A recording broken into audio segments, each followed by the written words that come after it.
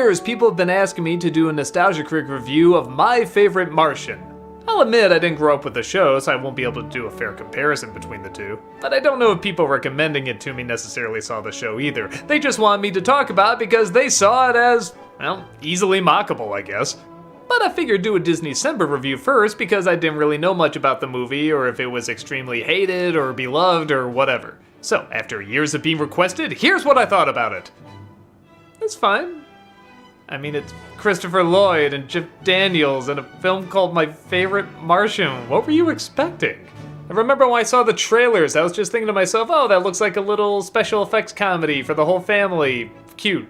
And that's exactly what I got. Is this known for being really bad? I mean, okay, don't get me wrong, this isn't a great comedy. But it's on par with, say, a decent Disney Channel movie.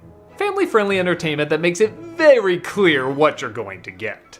Jeff Daniels plays a reporter, sorta. He's more of a behind-the-scenes guy, giving, literally line for line, everything the real reporter, Elizabeth Hurley, is supposed to say on camera because she's good-looking and the daughter of the person that owns the station. But things go wrong when he accidentally leaves the mic on and she says things she wasn't supposed to live on TV. I have to admit, I found this idea pretty funny. He's immediately fired, and coincidentally on the same day, a Martian lands, played by Christopher Lloyd.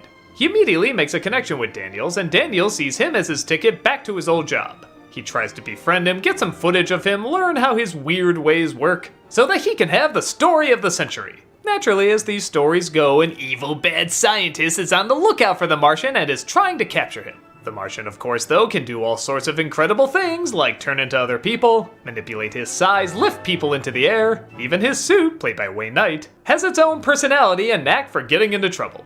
And that's really about it. There are no surprises, no twists, not even that much of an arc for the characters. I remember there's this scene where Jeff Daniels is talking about what a close friendship he's formed with the Martian, and the Martian returns that friendship, and I'm just thinking, no you didn't. All you did was do a bunch of wacky and wild stuff and laughed every once in a while, and suddenly, BFFs, sure.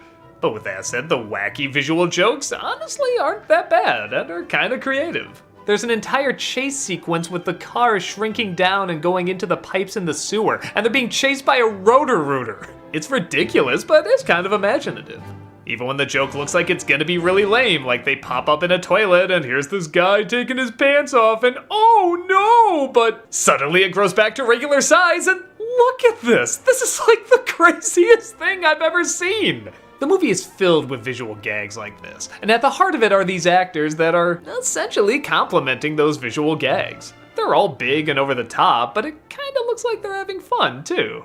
Anytime the Martian takes on the identity of someone else and the actor or actress has to impersonate Christopher Lloyd as an alien trying to figure out how our human ways work, it's an old bit, but it's a charming old bit. It's like something I'd see out of Third Rock from the Sun. The best lines, bizarrely, go to the Martian's suit. He sees a woman trying on a dress and he talks about how hot she is. Oh, not the woman, the dress. In fact, later he reads a Victoria's Secret catalog just for the underwear. When he says he's had a rough day and he needs a drink, he takes a shot at Downey. This is funny.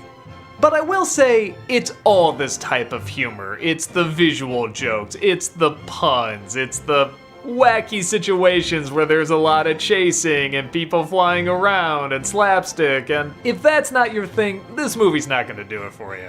And even if it is, I argue this movie does it just well enough. I mean, the best slapstick to me is Great Race, Faulty Towers, even the Evil Dead movies.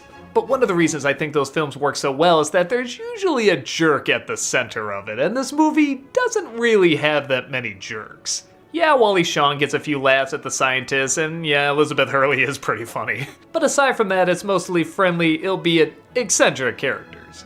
I don't know, maybe because I just got done seeing the movie Bedtime Stories for Disneycember, and that one didn't have many laughs in it. But this I felt was satisfyingly zany.